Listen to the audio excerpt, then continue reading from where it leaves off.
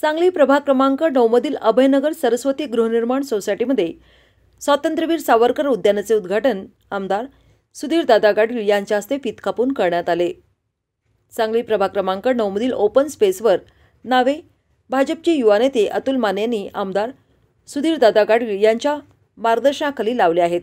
त्याचबरोबर अतुल माने यांच्या संकल्पनेतून अभयनगर येथील सरस्वती गृहनिर्माण सोसायटीमधील स्वातंत्र्यवीर सावरकर उद्यानाचे उद्घाटन आमदार सुधीरदादा गाडगीळ यांच्या हस्ते फीत कापून करण्यात आले। यावेळी अतुल माने यांच्या मागणीनुसार सरस्वती गृहनिर्माण सोसायटीमधील शहीद राजगुरू यांच्या नावाचे उद्यान उभे करू असे आश्वासन यावेळी दिले आहे। यावेळी माने यांनी केलेल्या कामाचे नागरिकातून कौतुक होत आहे। यापुढे सुद्धा उर्वरित कामाचे उद्घाटन लवकरच घेऊ असे यावेळी अतुल माने यांनी सांगितले। यावेळी पश्चिम महाराष्ट्र संघटन मंत्री मकरंद देशपांडे, माजी सभापती पांडुरंग कोरे, महिला जिल्हाध्यक्षा भाजपा गीतांजली ढोपे पाटील, नितीन काका शिंदे, मीनाक्षी माने, विश्वजित पाटील, अमित देसाई, भूपाल सरगर, रवींद्र ढगे, रमेश कोटी भास्कर सर, माधुरी बसगडेकर, प्रीती काळे, अश्विनी तारळेकर, मीना कोळी, राजू पठाण यांच्यासह भागातील नागरिक मोठ्या संख्येने उपस्थित होते। एक बगीचा करूया आणि तिथे शिल्प उभा करूया आणि त्यामुळे शिल्पामध्ये तिघही येतील, भगतसिंग येतील, राजगुरू येतील आणि सुखदेव येतील, असं आपण शिल्प उभा करूया हे माझा शब्द आहे। आणि आता पुढचं मी काम देतो की तो जो ओपन स्पेस आहे तिथं आपण अशाच पद्धतीनं आपण डेव्हलप करूया आणि त्याचं नाव देऊया। आणि खरोखर एक चांगला उपक्रम अतुलने चालू केलेला आहे आणि अतुलने बरीच कामं केली। आत्ताचं एक त्याकडे घ्यायला पाहिजे सगळ्यांनी। अतुल आहे, विश्वजित आहे, ढगे सर आहेत, तुमचा रवी सदामाते म्हणून आहे, ह्या लोकांचं काम कसं करायचं एवढं सगळ्यांनी खरं आपल्या नगरसेवकांनी शिकलं पाहिजे।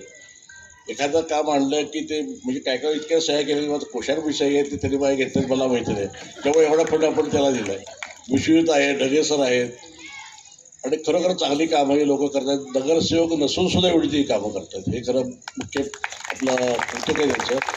आता येणाऱ्या निवडणुकीमध्ये आपण त्यांनाच नगरसेवक करायचं या ठाण आपण आत्तापासूनच मांडूया आणि आणखीन कामाची आपण सगळ्यांना संधी देऊया। अशा त्यांनी आज चांगला उपक्रम त्यांनी आज कार्यक्रम घेतला, याबद्दल मी तुझं खूप खूप आभारी आहे। जय हिंद, जय महाराष्ट्र।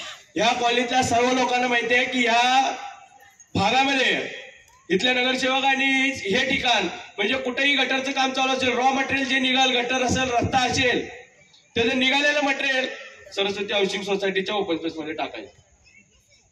ह्याच्या पलीकडं या ठिकाणी त्यांनी कोणताही उद्योग केला नाही।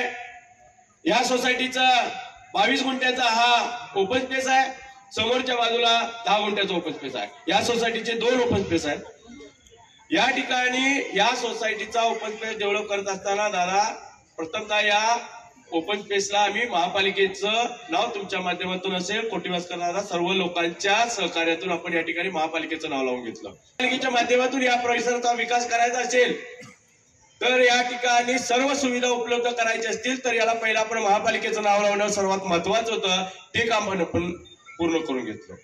तुमच्या आशीर्वादानं इथल्या लोकांची इच्छा होती की या ह्याला क्रीडांगण उद्यानाला स्वातंत्र्यवीर सावरकरांचं नाव दिलं पाहिजे। आम्ही तुमच्याविषयी प्रस्ताव आणला, तुम्ही तत्काळ त्याला होकार दिला। महापालिकेच्या आयुक्त साहेबांना तुम्ही सांगून या ठिकाणी स्वातंत्र्यवीर सावरकर उद्यानाचं नामकरण तुम्ही केलं। या इथं ज्या गोष्टी घडलेल्या आहेत, जे पण घडलेलं आहे, अतुल माने फक्त निमित्त मात्र आहे। जे काय केलंय ते सगळं सुधीरदादांनी केलेलं आहे। मी फक्त या इथले नागरिक आणि आमदार सुधीरदादा यांचा मीडिएटर म्हणून काम केलंय।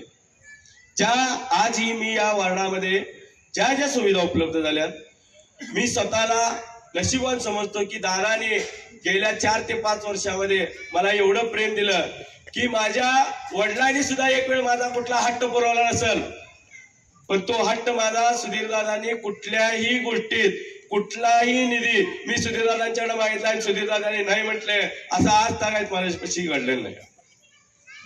प्रभागाचा विकास करण्यासाठी हे पितृतुल्य नेतृत्व आम्हाला लावलंय, मी स्वतःला नशिबवान समजतो। राजकारणामध्ये अशी मनमोकळी असणारी माणसं, मनामध्ये कपट नसणारी माणसं क्वचितच बघायला मिळतात। करतोयस ना तू, कर, मी तुझ्या पाठीशी आहे।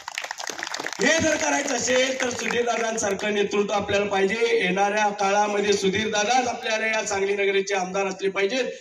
कारण का भारतीय जनता पार्टीच्या माध्यमातून केंद्र सरकार असेल, राज्य सरकार असेल, हे डबल इंजिनचं सरकार आहे।